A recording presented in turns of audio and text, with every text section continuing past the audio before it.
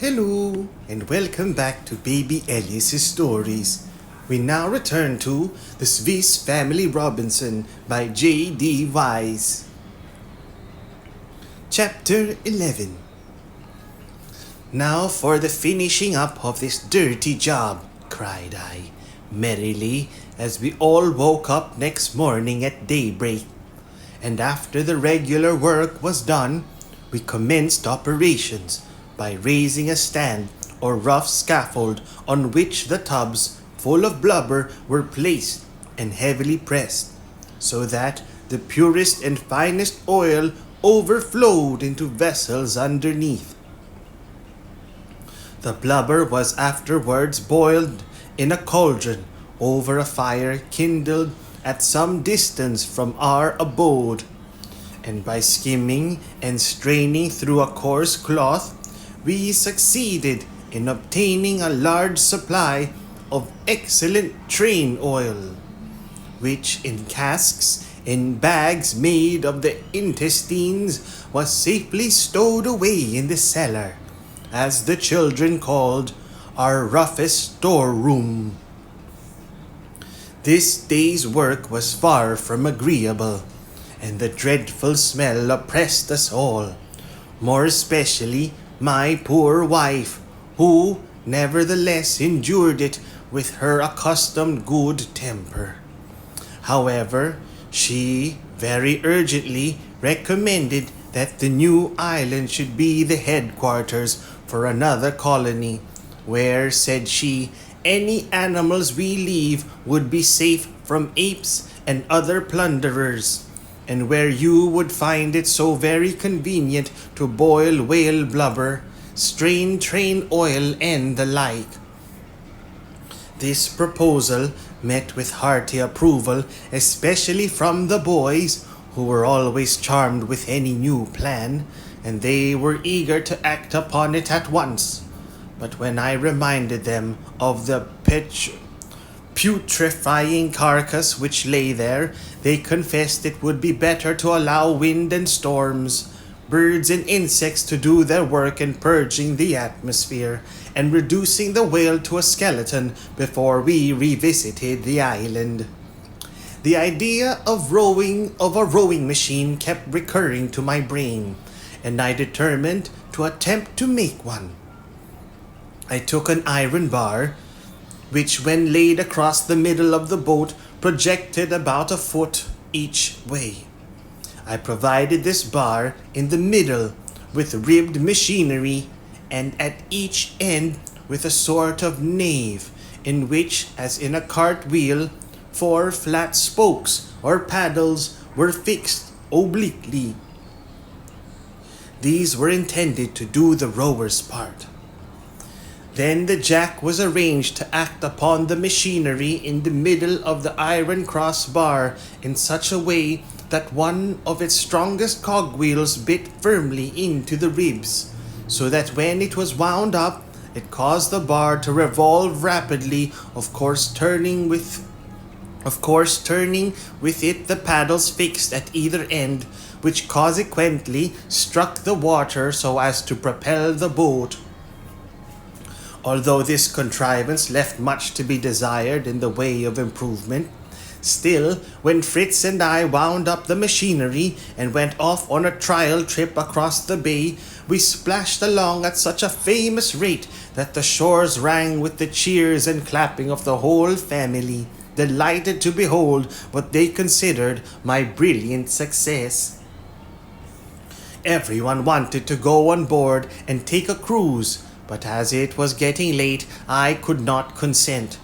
A trip next day, however, was promised to Cape Disappointment and the little settlement of Prospect Hill. This proposal satisfied everybody. The evening was spent in preparing the dresses, arms, and food which would be required, and we retired early to rest. Intending to be out all day, the house was left in good order, and we departed on our expedition, provided among other things with spades and mattocks for I wish to get young coconut trees and shrubs of different kinds, that on our way back we might land on Whale Island and begin our plantation there. We directed our course towards the opposite side of the bay. The sea was smooth, my rowing machine performed its work easily, and leaving Safety Bay and Shark Island behind us, we enjoyed at our ease the panorama of all the coast scenery. Landing near Prospect Hill, we moored the boat and walked through the woods to our little farm, obtaining some fresh coconuts as well as young plants on the way. Before coming in sight of the cottage at the farm, we heard the cocks crow, and I experienced a sudden rush of emotion as the sound recalled in a degree painfully vivid the recollection of many a ride and walk at home when we would be greeted by just such similar sounds as we approached some kind friend's house. Here, but for the unconscious animals, utter solitude and silence prevailed, and I, with my dear family, whose visit would have been hailed with delight in so many homes, advanced unnoticed to this lonely cottage. So long had been our absence that our arrival created a perfect panic. The original animals had forgotten us, and to their progeny, lambs, kids, and chickens, who had never seen the face of man, we seemed an army of fierce foes. The boys found it impossible to milk the goats until by the use of the lasso they captured them one after the other, bound their legs, and giving them salt to lick, they soon obtained a supply of excellent milk, which was poured from the coconut shells they used into calabash flasks, so that we could take with us what was not required at dinner. The fowls were enticed by handfuls of grain and rice, and my wife caught as many as she wished for. We were by this time very ready for dinner, and the cold provisions we had with us were set forth. The chief dish consisting of the piece of whale's tongue, which, by the boys' desire, had been cooked with a special view to this entertainment. But woeful was the disappointment when the tongue was tasted. One after another with dismal face pronounced it horrid stuff, begged for some pickled herring to take away the taste of train oil, and willingly bestowed on Fangs the cherished dainty. Fortunately, there was a sufficient supply of other eatables, and fresh, delicious coconuts and goat's milk put everyone in good humor again.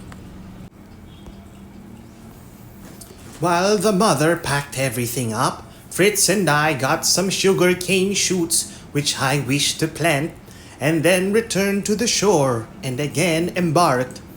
Before returning to Whale Island, I felt a strong wish to round Cape Disappointment and survey the coast immediately beyond. But the promontory maintained the character of its name, and we found that a long sandbank, as well as hidden reefs and rocks, ran out a great way into the sea. Fritz espying breakers ahead, we put about at once, and aided by a light breeze, directed our course towards Whale Island. On landing, I began at once to plant the sugar cane shoots we had brought. The boys assisted me for a while, but wearied somewhat of the occupation, and one after another went off in search of shells and coral, leaving their mother and me to finish the work. Presently, Jack came back shouting loudly, "Father, Mother, do come and look! There is an enormous skeleton lying here, the skeleton of some fearful great beast, a mammoth, I should think." "Why, Jack," returned I, laughing, "have you forgot our old acquaintance the whale? What else could it be?" Oh no, father, it is not the whale. This thing has not fish bones, but real good, honest, huge beast bones. I don't know what can have become of the whale, floated out to sea most likely. This mammoth is ever so much bigger. Come and see. As I was about to follow the boy, a voice from another direction suddenly cried, "Father, father, a great enormous turtle! Please make haste. It is waddling back to the sea as hard as it can go, and we can't stop it." This appeal being more pressing, as well as more important than Jack's, I snatched up an oar and hastened to their assistance. Sure enough, a large turtle was scrambling quickly towards the water, and was within a few paces of it. Although Ernest was valiantly holding on by one of its hind legs. I sprang down the bank, and making use of the oar as a lever, we succeeded with some difficulty in turning the creature on its back. It was a huge specimen, fully 8 feet long, and being now quite helpless, we left it sprawling and went to inspect Jack's mammoth skeleton, which, of course, proved to be neither more nor less than that of the whale. I convinced him of the fact by pointing out the marks of our feet on the ground and the broken jaws where we had hacked out the whalebone. "What can have made you take up that fancy about a mammoth, my boy?" "Ernest put it into my head, father.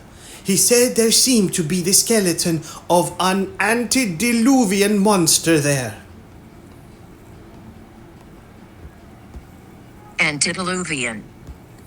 Antediluvian, of or an adjective of or belonging to the time before the biblical flood.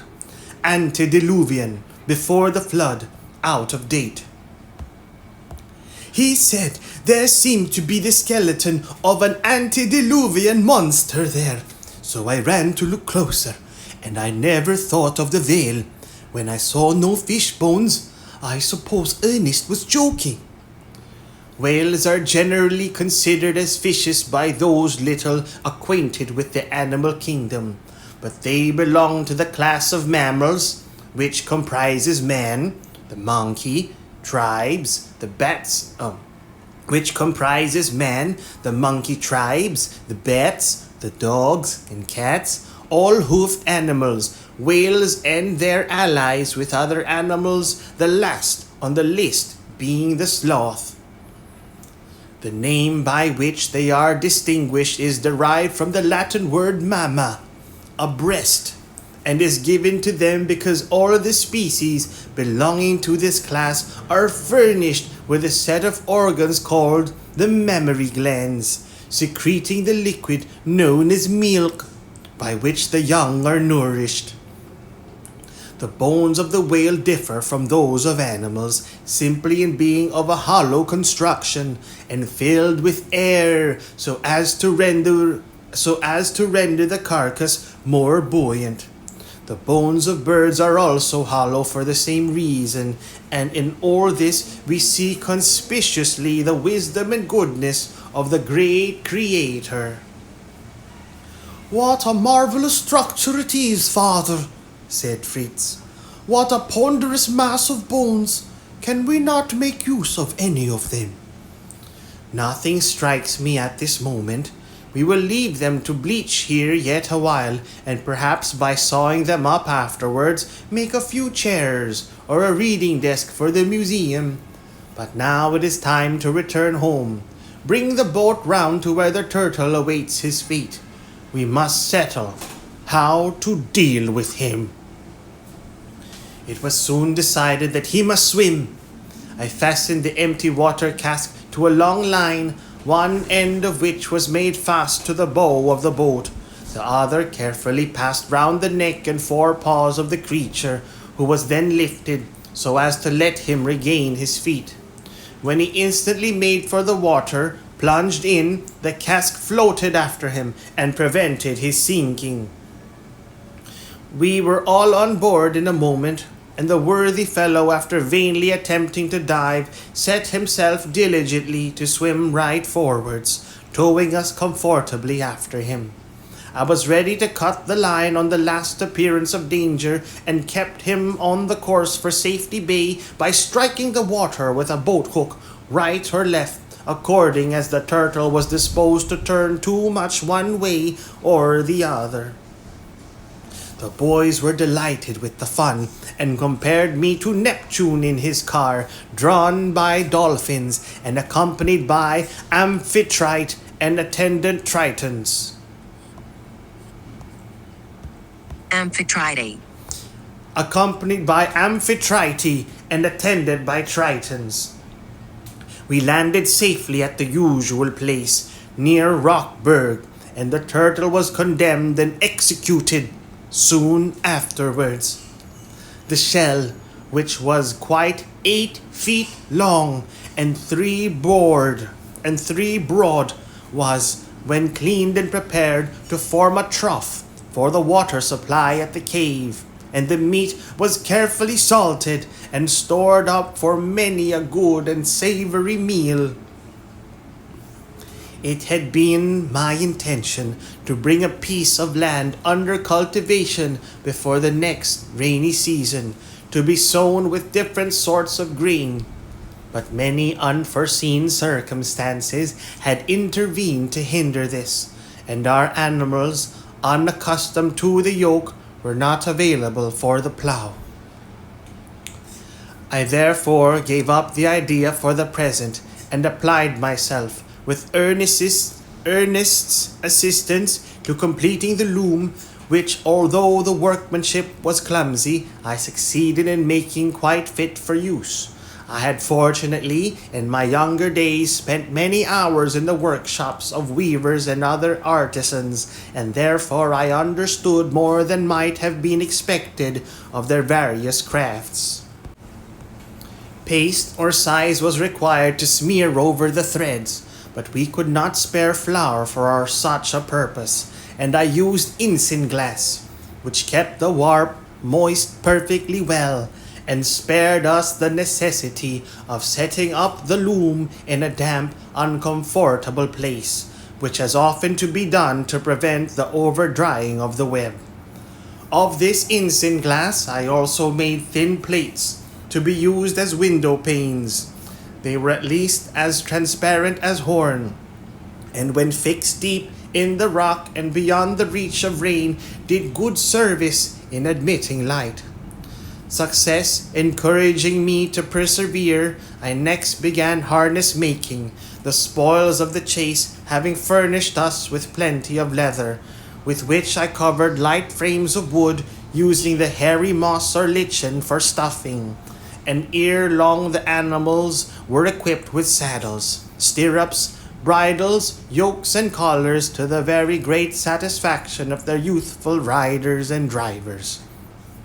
This occupation was followed by a great deal of work connected with the annual return of the herring shoals, which now took place, to them succeeding, as on former occasions, shoals of other fish and many seals.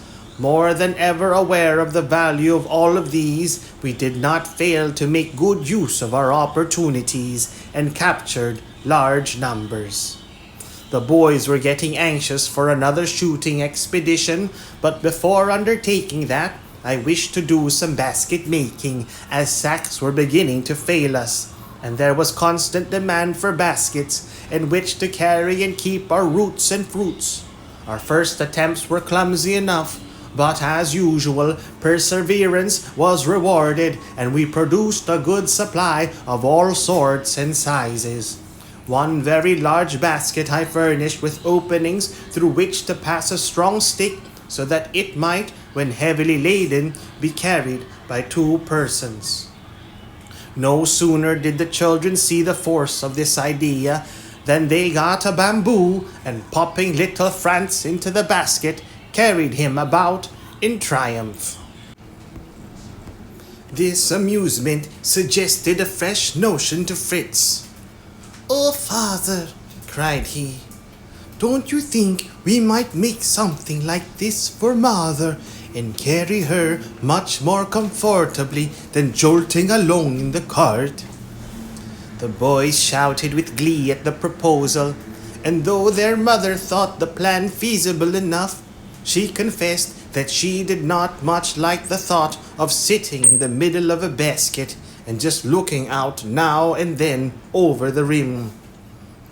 However, I assured her it should be a well-shaped, comfortable sedan chair or litter, and the next question was how it should be carried, since the boys could not play the part of Indian palanquin bearers, either with safety to their mother or with any pleasure to themselves. "The bull and the buffalo!" cried Jack. "Why not use them for it? Let's go and try them now." Off ran the boys, and in a short time the basket was securely hung between Storm and Grumble. Fritz and Jack sprang into their saddles, and Ernest very gingerly deposited himself in the cradle, as Franz called it.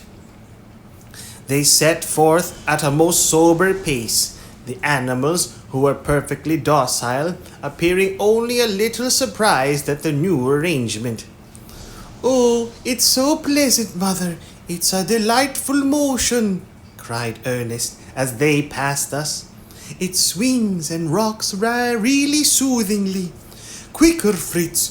Go quicker!"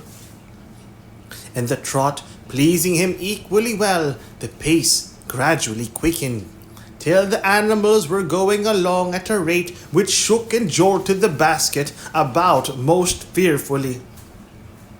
Ernest called and screamed in vain for a halt.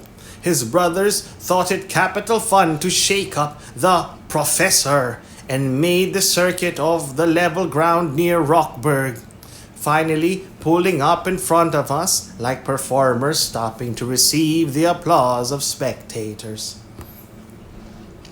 It was impossible to help laughing. The scene was so ridiculous, but Ernest was very angry with his brothers. His reproaches provoked high words in reply, and a quarrel was imminent. But I interfered and showed them how easily a joke carried too far would lead to disputes and bad feelings, urging them to avoid on all occasions any breach of the good fellowship and brotherly love which was the mainstay of our strength and happiness. Good humor was soon resorted. Ernest himself helped to unharness the beasts, and got some handfuls of salt and barley to reward their exertions, saying that they must have some more palanquin practice another day. I was seated with my wife and Fritz beneath the shade of the veranda, engaged in wicker work and chatting pleasantly, when suddenly Fritz got up, advanced a step or two, gazing fixedly along the avenue which led from Jackal River. Then he exclaimed, "I see something so strange in the distance, father. What in the world can it be? First it seems to be drawn in coils on the ground like a cable. Then uprises as it were a little mast. Then that sinks, and the coils move along again. It is coming towards the bridge." My wife took alarm at this description, and calling the other boys retreated into the cave, where I desired them to close up the entrances and keep watch with firearms at the upper windows. These were openings we had made in the rock at some elevation, reached within by steps, and a kind of gallery which passed along the front of the rooms. Fritz remained by me when I examined the object through my spyglass. "It is, as I feared, an enormous serpent," cried I. "It advances directly this way, and we shall be placed in the greatest possible danger, for it will cross the bridge to a certainty." "May we not attack it, father?" exclaimed the brave boy. Only with great caution, returned I. It is far too formidable and too tenacious of life for us rashly to attempt its destruction. Thank God we are at Rockburg, where we can keep in safe retreat while we watch for an opportunity to destroy this frightful enemy. Go up to your mother now and assist in preparing the firearms. I will join you directly, but I must further observe the monster's movements. Fritz left me willingly, while I continued to watch the serpent, which was of gigantic size and already much too near the bridge to admit of the possibility of removing that means of access to our dwelling. I recollected, too, how easily it would pass through the walls. The reptile advanced with writhing and undulatory movements, from time to time rearing its head to the height of 15 or 20 feet and slowly turning it about as though on the lookout for prey. As it crossed the bridge with a slow, suspicious motion, I withdrew and hastily rejoined my little party, which was preparing to garrison our fortress in warlike array, but with considerable trepidation, which my presence served in a measure to allay. We placed ourselves at the upper openings after strongly barricading everything below, and ourselves unseen awaited with beating hearts the further advance of the foe, which speedily became visible to us. Its movements appeared to become uncertain, as though puzzled by the trace of human habitation. It turned in different directions, coiling and uncoiling, and frequently rearing its head, but keeping about the middle of the space in front of the cave. When suddenly, as though unable to resist doing so, one after another, the boys fired, and even their mother discharged her gun. The shots took not the slightest effect beyond startling the monster, whose movements were accelerated. Fritz and I also fired with steadier aim, but with the same want of success, for the monster, passing on with a gliding motion, entered the reedy marsh to the left and entirely disappeared. A wonderful weight seemed lifted from our hearts, while all eagerly discussed the vast length and awful though magnificent appearance of the serpent. I had recognized it as the boa constrictor. It was a vast specimen, upwards of 30 feet in length. I explained to the children that it's the same in South America in boa guacu, the first syllable of that name with the Latin addition, which indicates that it kills its prey by pressure of constriction, gives the name by which it is commonly known. The near neighborhood of this terrific reptile occasioned me the utmost anxiety, and I desired that no one should leave the house on any pretense whatever without my express permission. During 3 whole days we were kept in suspense and fear, not daring to stir above a few hundred steps from the door, although during all that time the enemy showed no sign of his presence. In fact, we might have been induced to think the boa had passed across the swamp and found his way by some cleft or chasm through the wall of cliffs beyond, had not the restless behavior of our geese and ducks given proof that he still lurked in the thicket of reeds which they were accustomed to make their nightly resting place. They swam anxiously about, and with much clapping of wings and disturbed cackling, showed their uneasiness. Finally, taking wing, they crossed the harbor and took up their quarters on Shark's Island. My quandary increased as time passed on. I could not venture to attack with insufficient force a monstrous and formidable serpent concealed in dense thickets amidst dangerous swamps. Yet it was dreadful to live in a state of blockade, cut off from all the important duties in which we were engaged, and shut up with our animals in the unnatural light of the cave, enduring constant anxiety and perturbation.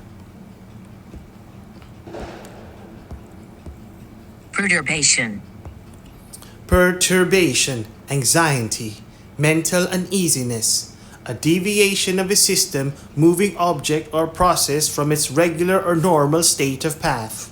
Perturbation. Out of this painful state, we were at last delivered by none other than our good old simple-hearted donkey, not however by the exercise of praiseworthy quality, but by sheer stupidity. Our situation was rendered the more critical from having no great stock of provisions or fodder for the animals, and the hay failing us on the evening of the third day, I determined to set them at liberty by sending them, under the guidance of Fritz, across the river at the ford. He was to ride Lightfoot, and they were to be fastened together until safely over. Next morning, we began to prepare for this by tying them in a line, and while so engaged, my wife opened the door when old Grizzle, who was fresh and frolicsome after the long rest and regular feeding, suddenly broke away from the halter, cut some awkward capers, then bolting out, careered at full gallop straight for the marsh. In vain we called him by name. Fritz would even have rushed after him had I not held him back.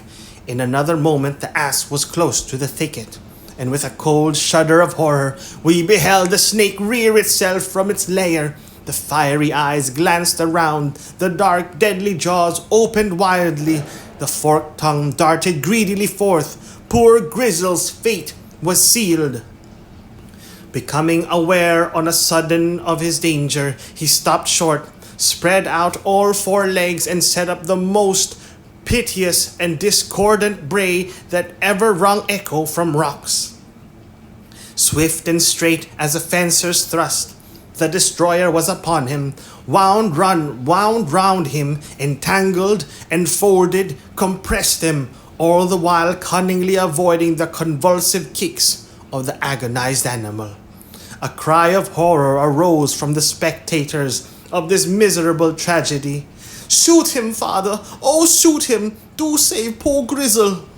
"My children, it is impossible!" cried I. "Our old friend is lost to us forever. I have hopes, however, that when gorged with his prey, we may be able to attack the snake with some chance of success."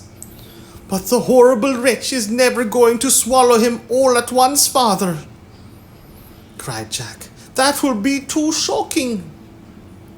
"Snakes have no grinders, but only fangs. Therefore they cannot chew their food and must swallow it whole. But although the idea is startling, it is not really more shocking than the rending, tearing, and shedding of blood which occurs when lions and tigers seize their prey." "But," said Franz, "how can the snake separate the flesh from the bones without teeth?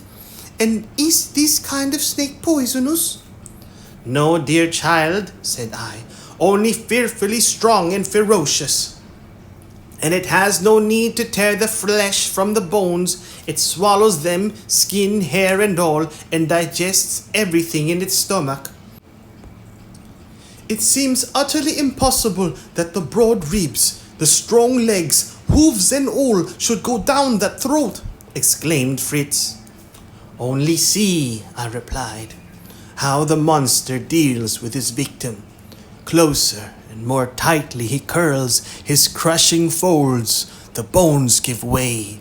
He is kneading him into a shapeless mass. He will soon begin to gorge his prey, and slowly but surely it will disappear down that distended maw." My wife, with little Franz, found the scene all too horrible, and hastened into the cave, trembling and distressed. To the rest of us, there seemed a fearful fascination in the dreadful sight, and we could not move from the spot. I expected that the boa, before swallowing his prey, would cover it with saliva to aid in the operation, although it struck me that its very slender forked tongue was about the worst possible implement for such a purpose. It was evident to us, however, that this popular idea was erroneous. The act of lubricating the mass must have taken place during the process of swallowing. Certainly nothing was applied beforehand. This wonderful performance lasted from 7 in the morning until noon. When the awkward morsel was entirely swallowed, the serpent lay stiff, distorted, and apparently insensible along the edge of the marsh. I felt that now or never was the moment for attack. Calling on my sons to maintain their courage and presence of mind, I left our retreat with a feeling of joyous emotion quite new to me and approached with rapid steps and leveled gun the outstretched form of the serpent. Fritz followed me closely. Jack, somewhat timidly, came several paces behind, while Ernest, after a little hesitation, remained where he was. The monster's body was stiff and motionless, which made its rolling and fiery eyes and slow, spasmodic undulations of its tail more fearful by contrast. We fired together, and both balls entered the skull. The light of the eye was extinguished, and the only movement was in the further extremity of the body, which rolled, writhed, coiled, and lashed from side to side.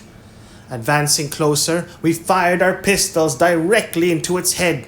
A convulsive quiver ran through the mighty frame, and the boa constrictor lay dead. As we raised the cry of victory, Jack, desirous of a share in the glory of conquest, ran close to the creature, firing his pistol into its side, when he was sent sprawling over and over by a movement of its tail, excited to a last galvanic effort by the shot. Being in no way hurt, he speedily recovered his feet and declared he had given it its quietus. "I hope the terrific noise you made just now was the signal of victory," said my wife, drawing near with the utmost circumspection and holding Franz tightly by the hand. "I was afraid to come, I assure you.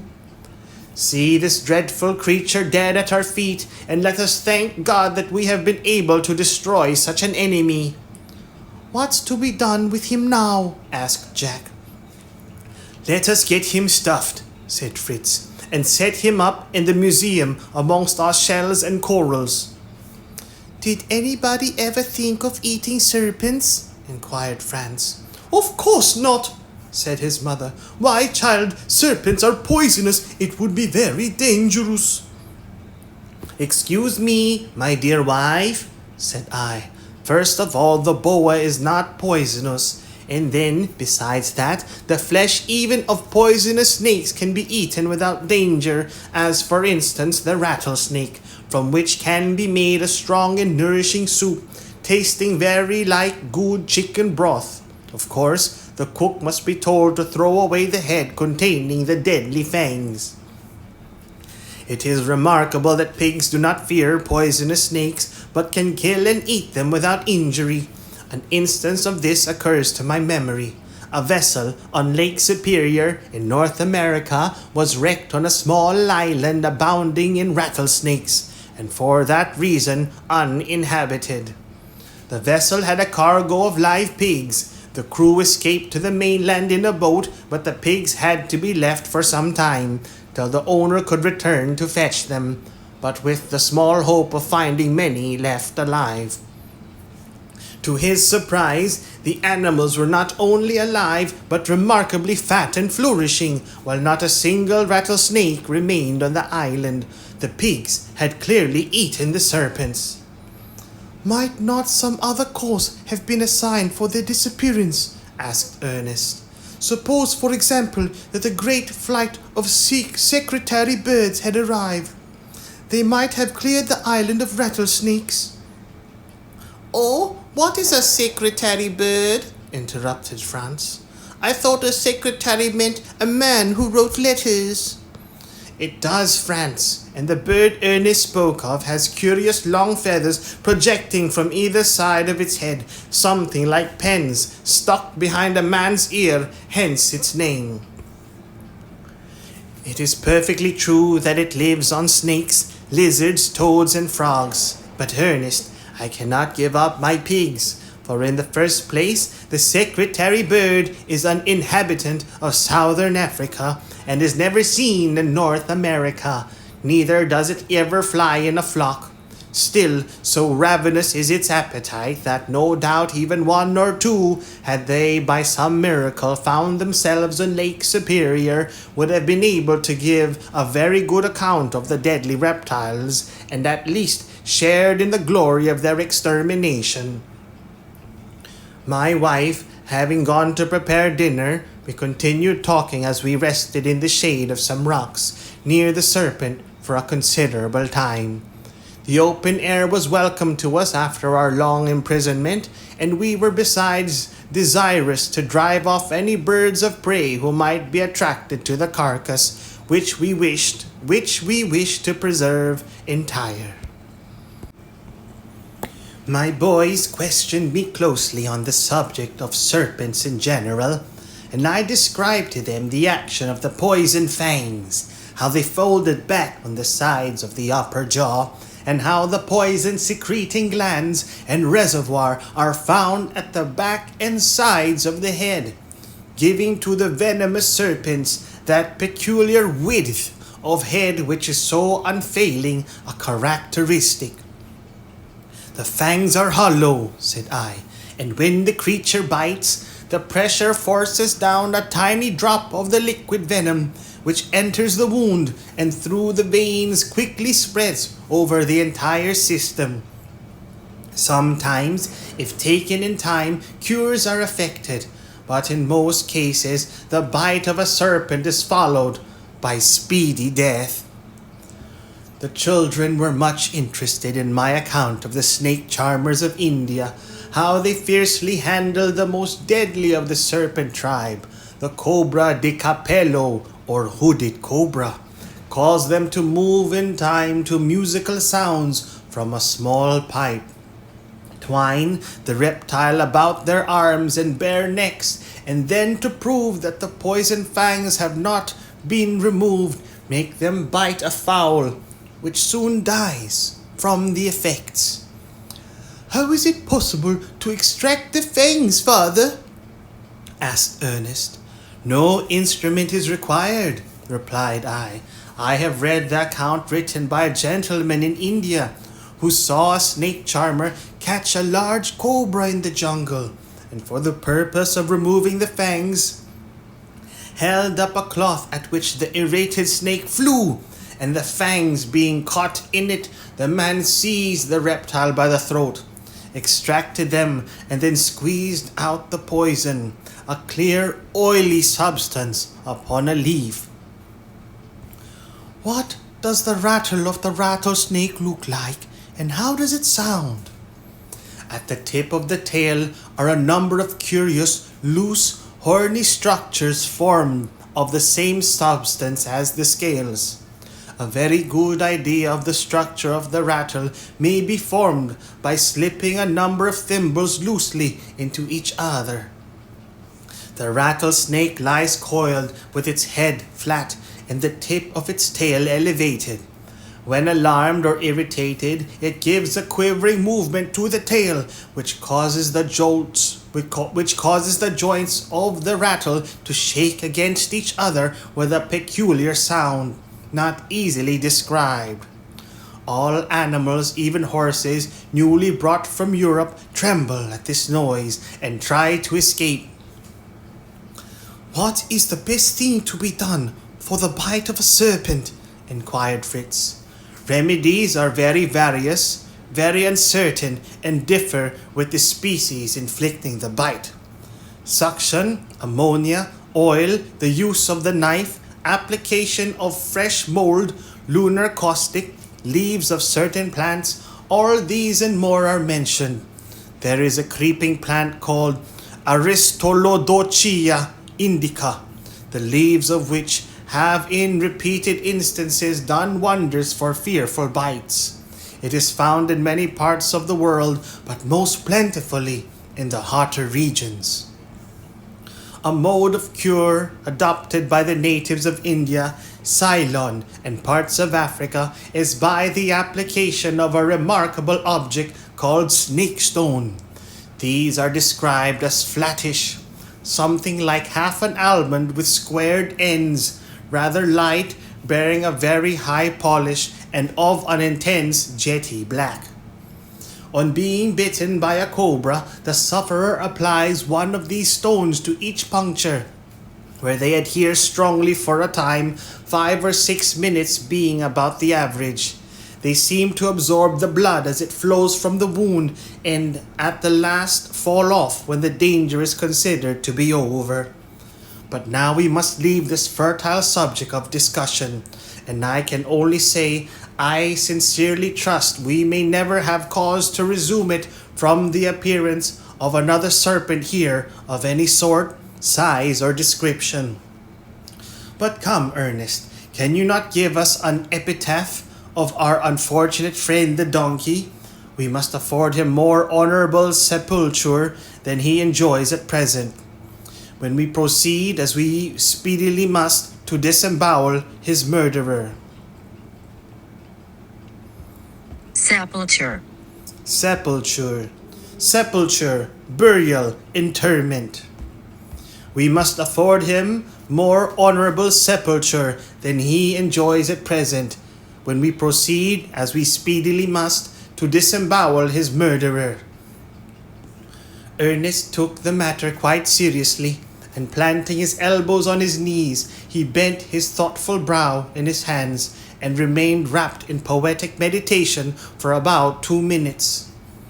"I have it," cried he, "but perhaps you will all laugh at me." No, don't be shy, old fellow, spit it out." And thus encouraged by his brothers, Ernest,